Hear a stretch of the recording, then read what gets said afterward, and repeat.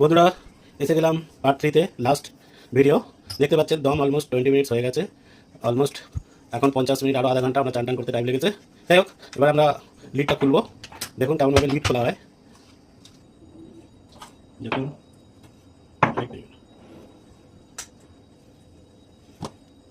লিডের নিচে নর্মালি জল জমে থাকে, তো লিডটাকে একদম এইভাবে তুলে জাস্ট এইদিকে ফেলে দিতে হবে।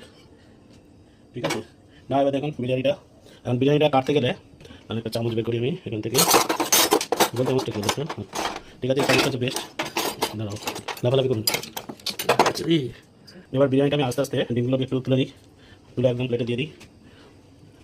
তিনজনের আমাদের 3টে ডিম। ঠিক আছে, দেখুন রাইসটা দেখুন খালি, রাইসটা একদম না গলবে না কিছুই হবে। তো আস্তে আস্তে আমি কী করছি, একটু সাইডগুলোতে টেনে নিচ্ছি। আলুগুলোও ওপরে আছে, আলুগুলো আমি তুলে নিলাম।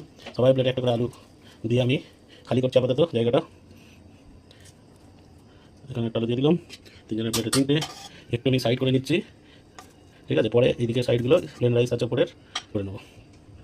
যখন আলাদা আলাদা করে 3টে লেগ পিস তিনজনের পাতে তুলে দেওয়া হয়েছে।